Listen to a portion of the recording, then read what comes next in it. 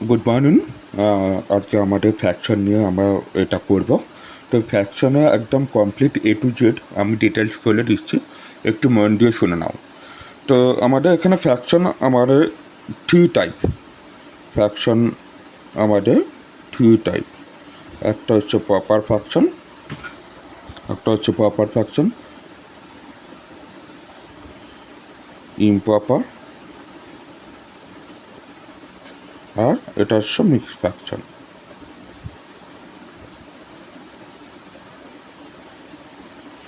Proper fraction কী হয়, আমরা সাধারণত ফ্র্যাকশন কী হয় নিউমিনেটর বাই ডেনোমিনেটর লিখি। নিউমিনেটর আর ডেনোমিনেটর এখানে প্রপার ফ্র্যাকশনে সবসময় 2/5, মানে নিউমিনেটর সবসময় ছোটো হবে, ডেনোমিনেটর সবসময় বড় হবে। এখানে প্রপার ফ্র্যাকশন যা হবে ইমপ্রপারটা অপোজিট, এটা মনে রাখতে হবে। নিউমিনেটর যদি বড় হয়, ডেনোমিনেটর যদি ছোটো হয়, তাহলে হচ্ছে ইমপ্রপার ফ্র্যাকশন। এই ইমপ্রপার ফ্র্যাকশনকে আমরা যদি কনভার্ট করি, মানে সেটাকে মিক্স ফ্র্যাকশনে পেয়ে যাব। এটা কনভার্সন দেবে যে ইমপ্রপার থেকে মিক্স ফ্র্যাকশনে কনভার্ট করে 2 to 4, এখানে 1 নামলো। এই যে 1 রিমাইন্ডার, এটা আবার 1 এখানে বাই 2, এইটা সবসময় ডেনোমিনেটর যা আছে তাই থাকবে। এটাকে মিক্স ফ্র্যাকশনে করতে হচ্ছে 2/1/2, মানে এই ইমপ্রপারকে এই ফ্র্যাকশনকে মিক্স ফ্র্যাকশনে কনভার্ট করা যায় এটা। আবার যদি মিক্স ফ্র্যাকশন থেকে ইমপ্রপারে করতে হয়, তাহলে কী হয়, এই জিনিসটা হয়ে যায় এইটা মাল্টিপ্লাই, মানে হচ্ছে 2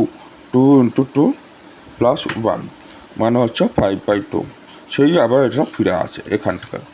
এটা খেয়াল করে রাখো যে প্রপার ফ্র্যাকশন মানে কি বললাম, প্রপার ফ্র্যাকশন মানে সবসময় 2/5 বা 3/7, সবসময় নিচের যে নম্বরটা আছে, নিচের নম্বরটা বড় হবে আর ওপরের নম্বরটা ছোটো হবে, নিউমিনেটরটা।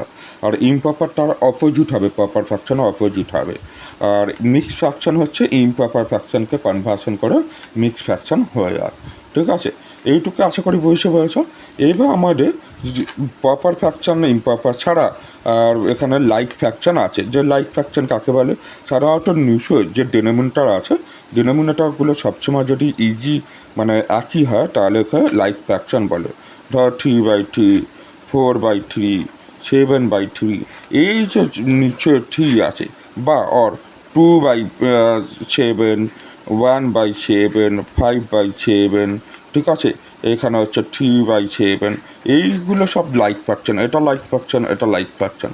তাহলে লাইক ফ্র্যাকশনটা এটা হলো। ডিসলাইক ফ্র্যাকশন কাকে বলে, 2/7 এখানে 1/3 যদি থাকে, 2/7 বা 1/3 যদি থাকে, সেটা হচ্ছে ডিসলাইক ফ্র্যাকশন। এখানে 1/3 যদি থাকে, সেটা ডিসলাইক ফ্র্যাকশন। এখানে 2/5, এখানে 3/4, মানে নিশ্চয়ই এই যে নম্বরগুলো ডিফারেন্ট আছে, তাকে বলা হয় ডিসলাইক ফ্র্যাকশন। ডিসলাইক ফ্র্যাকশন তাহলে বুঝতে বলো, এটা হচ্ছে ডিসলাইক ফ্র্যাকশন। ঠিক আছে, ডিসলাইক ফ্র্যাকশন, আর এটা হচ্ছে লাইক ফ্র্যাকশন।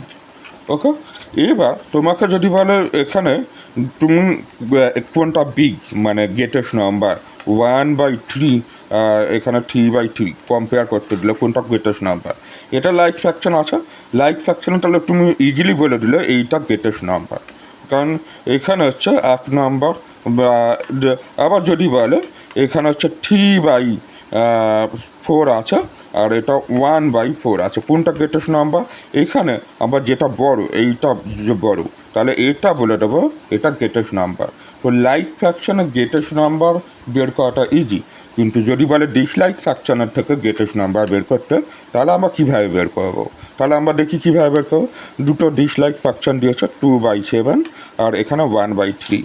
এখানে ক্ষেত্রে করতে হবে আমার এই দুটোকে কনভার্সন করতে হবে লাইক ফ্র্যাকশনে। এখানে লাইক ফ্র্যাকশনে কনভার্সন করতে গেলে নিচে 7 আর 3 আছে, এই দুটোকে সেম নাম্বার এমন কিছু করতে হবে দুটো সেম নাম্বার হবে।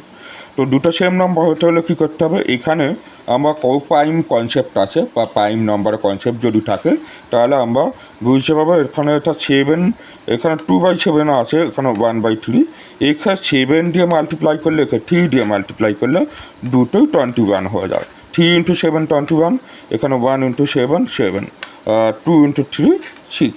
তাহলে এখানে লাইক ফ্র্যাকশন কনভার্সন হয়ে গেল যে 6/21 আর 7/21।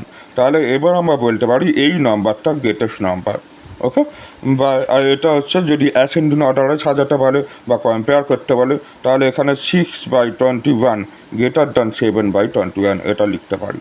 ওকে, এইখানে এই দুটো সবচেয়ে ইম্পর্টেন্ট জিনিস, কারণ আমরা অ্যাডিশন বা সাবট্রাকশন যাই করতে যাই আমাদের এই কনসেপ্টটা লাগবে। আমাদের লাইক ফ্র্যাকশন হয়ে গেলে আমরা গ্রেটেস্ট নাম্বার বলতে পারবো কোনটা ইজিলি, কোনটা গ্রেটেস্ট কোনটা লোয়েস্ট। ওকে, এবার আমরা অ্যাকচুয়ালি দেখে নিন এটা যেটা দেয় যে 2/5 এখানে আছে 25, তাহলে এখানে কত?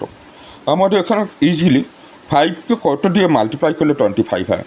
এবার আমরা এখানে ক্যালকুলেশন করে দেখি, এই একটু ভেঙে করে দেখি যে 5কে 5 দিয়ে মাল্টিপ্লাই করলে 25, সেম জিনিস। তাহলে এটা দিয়ে গুণ হচ্ছে, তাহলে 2কে 5 দিয়ে মাল্টিপ্লাই করলে 10 হবেই। ওকে, এবার আর একটা দেখি 3/7, এইটা আছে 21, আর এইটা কত হবে? এবার আমরা এখানে 3কে 7 দিয়ে মাল্টিপ্লাই করলে 21 হচ্ছে, তাহলে 7কে 7 দিয়ে মাল্টিপ্লাই করতে হবে, তাহলে 7কে 7 দিয়ে মাল্টিপ্লাই করলে সে 49 হবে। ওকে, আশা করি নিজেরা বুঝতে পারছো। কোনো বুঝতে না পারলে আবার আমাকে কোশ্চেন করবে, এখানে কী করে কোথা থেকে হচ্ছে আমি করিয়ে দেবো। আর একটা জিনিস তাহলে তোমার নিজেরা করে রাখো। আমি একটা দিন এখানে হচ্ছে 4/8 দেখালো। ওকে, এইখানে দেখালো 32, তাহলে কত হবে? এইখানে কত জানতে চেয়েছে, তাহলে আমি কী করছি, এখানে 8 4 32, তাহলে 4 × 4 16 হবে। ওকে, এটা হয়ে গেল। এবার এই আর একটা জিনিস ফ্র্যাকশনে খুব কমনটা, সেটা হচ্ছে সিম্পলিফাই ফ্র্যাকশনে করতে গেলে আমাদের মনে রাখতে হবে এই যে জিনিসটা করেছি কিছুটা মনে রাখতে হবে। এখানে উল্টো দিক থেকে রিভার্স মেথড কিছু আছে, যেটা হচ্ছে 16/32। আমাকে এটা সিম্পলিফাই করতে দিয়েছে। সিম্পলিফাই করে মানে এমনভাবে হবে যে দুটোর মধ্যে কোনো কমন এলিমেন্ট থাকবে না। মানে সোজা কথা 2 দিয়ে বা 3 দিয়ে বা 5 নম্বর দিয়ে ডিভাইড করে এমনভাবে আসবে যার মধ্যে কোনো নম্বর বা কোনো এলিমেন্ট কমন থাকবে না। ওকে, তাহলে আমরা দুটোভাবে করতে পারি। স্কুলে এখন অনেক স্কুলে দেখা, যেমন 16/4 32/4, তাহলে কত হলো 16/4 আর হচ্ছে 8, আবার ডিভাইডেড বাই 2 কত হচ্ছে 2, আর এখানে হচ্ছে 4, আবার ডিভাইডেড বাই 2। আমরা প্রথমে 4 দিয়ে ডিভাইড করতে পারি, আবার 2 দিয়ে ডিভাইড করতে পারি, এটা তোমার ইচ্ছা, তুমি ইচ্ছা করলে তোমার মতো করে করতে পারো। তাহলে কত হচ্ছে 1/2, ঠিক আছে। আবার আমি যদি একবারে করে দিতে পারি 16 আঁকে 16 টু 32, তাহলে 1/2 হতো। এটা ঠিক।